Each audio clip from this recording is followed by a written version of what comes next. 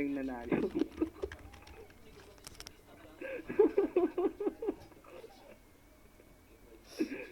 Hindi, utol, mahirap kasi, di ba? Mahirap mag-judge, di ba? Baka mamaya sabihin, pag ginag tayo kay Utol Simple, sabihin, utol kasi, kaya ako mampe. Pag yung naman kay Marco, di ba? Walang bias. Basta ako, enjoy lang yung panonood, ang ganda. Oo. So, pero masasabi ko lang, mas madaming mura si Utol Simple, oh. Pinutakto niyo. Di ba? Oo, pero nice game, maganda, malinis. Di ba? Yan ang magandang laban. Oo, hindi naman kasi importante yung yung matagal kasi ng tropa na importante yung sports ba? Yung pagiging pag-ibo. Ayun, okay, nang masasabi ko, nice game. Oo.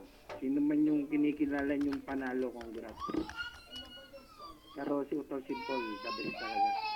Oo. Okay, baba na ako, Utol, yun ang masasabi ko.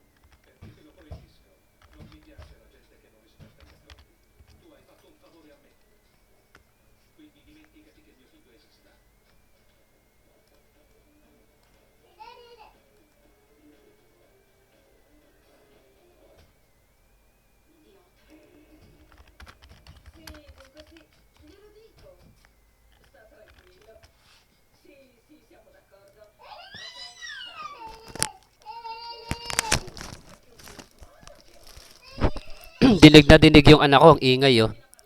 May nakalimutan lang po pala ako, kaya umapak ulit ako. Nais ko lang po magpasalamat sa lahat po ng mga sponsor ko. Ayan, thank you din Marco. Sa lahat po ng sponsor ko, sa YC Kini Brief at saka kay Pani Serrano, maraming salamat po.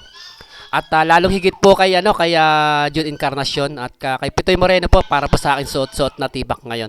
At one thing more, I would like to thank sa Cobra, ang inuming pampatigas po ng utin. Ayan. May naglalaro yung baby ko, kalaro ang asawa ko. Ganun lang yung sila maglaro. Okay, maraming salamat, tsaka nice game. Baba na ako dito. Okay, ayan. Ang paboritong punchline ni Marco, dami kong tawa. Okay, nice game Marco. Putang ina, pagkaganto ng ganto tayo. Putang ina niya, malulugi lahat ng nagbebenta ng proge tsaka ng saks. Ay putang ina, wala na mag-aaway. Putang ina, pagkaganto-ganto tayo babati-bati na, wala na.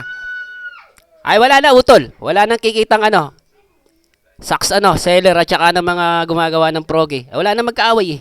Ay ba't pa kayo mag-abanatan? Wala.